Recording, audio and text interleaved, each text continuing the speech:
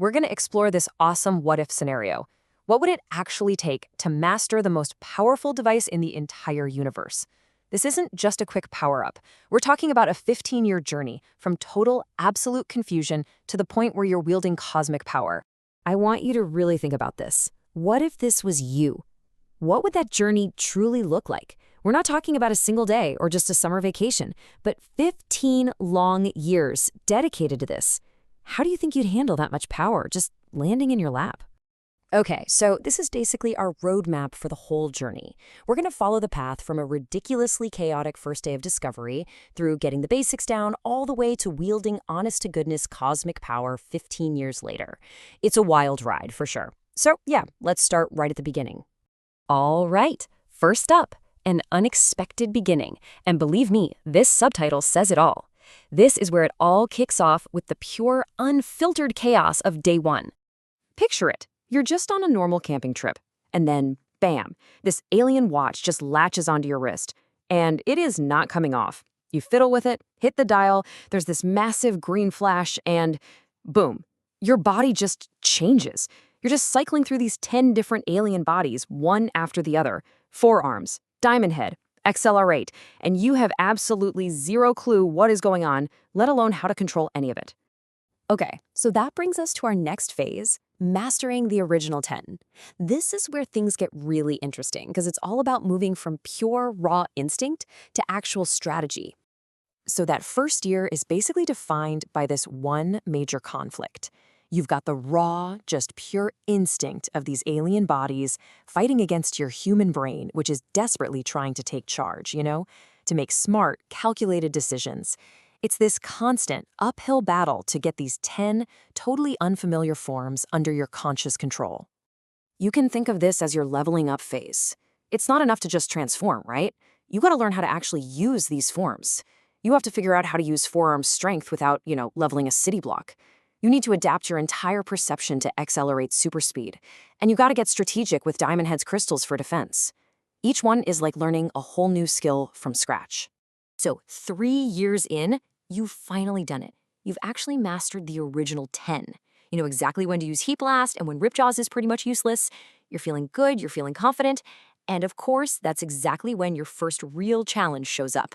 Vilgax. He wants the watch, and it's an all-out fight for your life that you barely managed to survive. All right, let's fast forward a bit. We're jumping to year 6, and this is where the roster expands. The game completely changes here with a huge, sudden surge of new power. I mean, just look at that number. 10. That's 10 brand new aliens unlocked, just like that. You've instantly doubled your entire arsenal. We're talking about a massive leap in potential and a whole new world of problems to go with it. And yeah, we're talking about crazy new forms like Upchuck, Cannonbolt, Wildvine, each with a totally new power set to figure out. Now, by this point, your body is getting used to the whole transformation thing. It's faster, more fluid. But don't get me wrong, each one of these new guys still takes months to really, really master. It's like a whole new school curriculum just got dropped in your lap. Okay, now we're at year 10, and this is a huge turning point. We're entering the ultimate power spike. See, we're not just adding new aliens to the list anymore. Oh no, we are evolving the ones you have beyond their original forms. So you're probably asking, what the heck are ultimate forms? Well, get this. They're evolved versions of your aliens, right? But they're created by the Omnitrix simulating 1 million years of constant, brutal, nonstop warfare. It's basically evolution on hyperdrive, forged in the most extreme combat scenario imaginable. And as you can imagine, that kind of evolution gives you monstrous, almost scary levels of power. But, and this is a big but, it is incredibly difficult to control. It's that classic theme, isn't it? Power versus control. And naturally, a power-up this big paints a giant target on your back. Now you're being hunted all the time by some really heavy hitters, like Aggregor and the Forever Knights. And that brings us to year 15. This is the apex of the entire journey. We're talking about godhood and its price. You've reached the absolute tippy-top limit of what the Omnitrix can do. Okay, so after 15 long years of unlocking and mastering form after form, this is your roster. We're talking over 60 aliens ready to go at a moment's notice. The sheer versatility you have now, it's almost impossible to wrap your head around. But Even with all those options, there's one that stands in a class all by itself. Alien X. This is a celestial being with the power to control reality itself. Let me be clear. This isn't just another strong alien. This is literally godhood in a watch. But here's the catch, and it is a huge one. It's the ultimate paradox of the Omnitrix. You have the power to bend reality to your will, but you have almost zero personal control over it.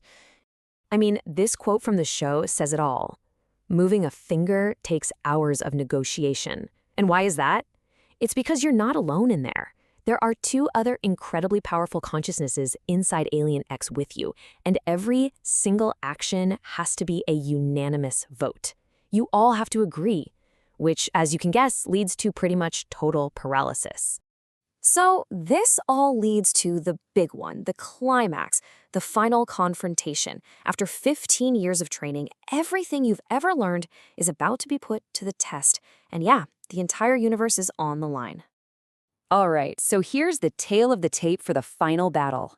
In your corner, you've got your full arsenal, over 60 aliens, your ultimate forms, the God Mode Alien X, and 15 years of hard-won mastery. And in the other corner, your old pal Vilgax. He's back, and he's absorbed the powers of 10 different heroes. He is stronger than he has ever been. So, with everything on the line, you're scrolling through that massive list of forms. You've got dozens of choices. What do you pick? Which form do you bet the entire universe on? You bet it all. You choose Alien X. You take the ultimate gamble. And the result? It's instantaneous. As the show puts it, Vilgax freezes. The universe rewrites itself. Just like that. It's an absolute victory, one with absolute power. And that leaves us with one final big question to think about. After that whole 15-year journey, all the struggle, the learning, the evolution, you finally got ultimate power. But look at the price, the constant arguments inside your own head, the paralysis, the insane risk you have to take every time you use it. So it really all boils down to this, and I want you to think about it. Is ultimate power really worth giving up almost all of your control?